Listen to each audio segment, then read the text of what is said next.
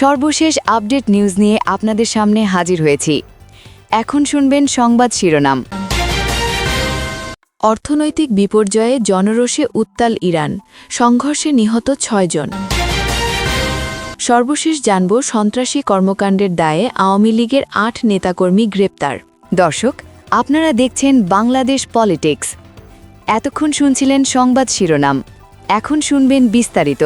ইরানে জীবনযাত্রার ব্যয় নিয়ন্ত্রণহীনভাবে বেড়ে যাওয়া এবং চরম অর্থনৈতিক সংকটের প্রতিবাদে শুরু হওয়া বিক্ষোভ এখন সংঘাতময় রূপ নিয়েছে। আইন শৃঙ্খলা রক্ষাকারী বাহিনীর সঙ্গে বিক্ষোভকারীদের রক্তক্ষয়ী সংঘর্ষে নিহতের সংখ্যা বেড়ে অন্তত ৬ জনে দাঁড়িয়েছে বলে নিশ্চিত করেছে বিভিন্ন আন্তর্জাতিক ও স্থানীয় সংবাদমাধ্যম। কাটার ভিত্তিক সংবাদমাধ্যম আল জাজিরা এবং ইরানের আধা সরকারি বার্তা সংস্থা ফার্স নিউজ এজেন্সির প্রতিবেদন অনুযায়ী রাজধানী তেহরান থেকে শুরু হওয়া এই আন্দোলন এখন দেশটির বিভিন্ন প্রান্তে ছড়িয়ে পড়েছে, যেখানে সাধারণ মানুষের ক্ষোভ সরাসরি সরকার বিরোধী অবস্থানে গিয়ে ঠেকেছে। বিক্ষোভের কেন্দ্রবিন্দুতে থাকা লরেস্তান প্রদেশের আজনা শহরে গত বৃহস্পতিবার রাতে ভয়াবহ সংঘর্ষের ঘটনা ঘটে। ফার্স নিউজ এজেন্সির তথ্যমতে সেখানে আইন শৃঙ্খলা বাহিনীর সঙ্গে সংঘাত চলাকালীন অন্তত ৩ জন নিহত এবং ১৭ জন গুরুতর আহত হন। সামাজিক যোগাযোগ মাধ্যমে ছড়িয়ে পড়া বিভিন্ন ভিডিও চিত্রে দেখা গেছে যে শহরের রাস্তায় বিভিন্ন বস্তুতে আগুন ধরিয়ে বিক্ষোভকারীরা নির্লজ্জ স্লোগান দিচ্ছেন এবং সে সময় মুহুর্মুহু গুলির শব্দ শোনা যাচ্ছিল। অন্যদিকে তেহরান থেকে প্রায় ৪৭০ কিলোমিটার দক্ষিণে অবস্থিত চাহারমহল ও বাখতিয়ারি প্রদেশের লোরদেজান শহরে আরও ২ জন বিক্ষোভকারী নিহত হয়েছেন। বার্তা সংস্থাটি আরও জানিয়েছে যে ক্ষুব্ধ জনতা প্রাদেশিক গভর্নরের কার্যালয়, মসজিদ এবং ব্যাংক সহ বিভিন্ন সরকারি ও প্রশাসনিক ভবনে ইটপাটকেল নিক্ষেপ করলে পুলিশ পরিস্থিতি নিয়ন্ত্রণে আনতে টিয়ার গ্যাস ও শক্তি প্রয়োগ করে। একই সময় নিরাপত্তা বাহিনীর পক্ষেও প্রাণহানির খবর পাওয়া গেছে।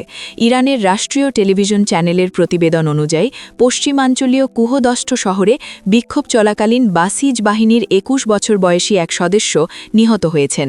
লরেস্তান প্রদেশের ডেপুটি গভর্নর সাইদ পুরালি এই তথ্য নিশ্চিত করে জানান যে জনশৃঙ্খলা রক্ষার দায়িত্ব পালনের সময় ওই সদস্য দাঙ্গাকারীদের হাতে প্রাণ হারান।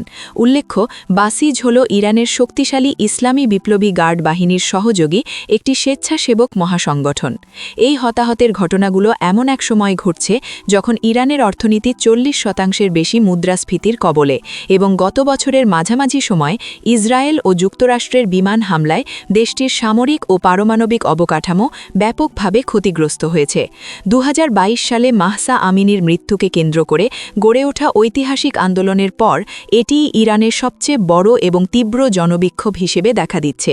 তেহরান থেকে আল জাজিরার প্রতিবেদক তৌহিদ আসাদি জানিয়েছেন যে বর্তমান পরিস্থিতি মোকাবেলায় সরকার আগের চেয়ে কিছুটা সতর্ক কৌশল অবলম্বন করছে এবং জনগণের অর্থনৈতিক কষ্ট লাঘবের আশ্বাস দিচ্ছে। প্রেসিডেন্ট মাসুদ পেজেশকিয়ান বিক্ষোভকারীদের দাবিগুলোকে যৌক্তিক বলে মেনে নেওয়ার আহ্বান জানিয়েছেন এবং সতর্ক করেছেন যে সাধারণ মানুষের জীবিকার সংকট সমাধান না করতে পারলে শাসক গোষ্ঠীর পরিণতি হবে অত্যন্ত ভয়াবহ। তবে এর মধ্যেই তাসনিম নিউজ এজেন্সি জানিয়েছে যে বিক্ষোভকে উস্কে দেওয়ার অভিযোগে ৭ জনকে গ্রেপ্তার করা হয়েছে, যাদের বিরুদ্ধে বিদেশি শক্তির মদতপুষ্ট হওয়ার অভিযোগ আনা হয়েছে। সন্ত্রাসী কর্মকাণ্ডের দায়ে আওয়ামী লীগের ৮ নেতাকর্মী গ্রেপ্তার। টাঙ্গাইলে গত ২৪ ঘণ্টায় কার্যক্রম নিষিদ্ধ থাকা আওয়ামী লীগের ৮ নেতাকর্মীকে গ্রেপ্তার করেছে জেলা পুলিশ। বৃহস্পতিবার থেকে শুক্রবার পর্যন্ত টাঙ্গাইল জেলার ১২টি উপজেলায় তাদের গ্রেপ্তার করে জেলা পুলিশ। গ্রেপ্তারকৃতরা সবাই বিভিন্ন মামলার এজাহারভুক্ত আসামি এবং আওয়ামী লীগ ও নিষিদ্ধ ছাত্র সংগঠন ছাত্রলীগের পদধারী নেতাকর্মী। গ্রেপ্তারকৃতরা হচ্ছেন লিটন মিয়া, মোহাম্মদ আব্দুল রাশিদ, মোহাম্মদ রিপন মিয়া, মোহাম্মদ আনোয়ার হোসেন, শাওন মিয়া, শামসুল হক, মোহাম্মদ রেজাউল করিম সাগর ও মোহাম্মদ মেহেদি হাসান।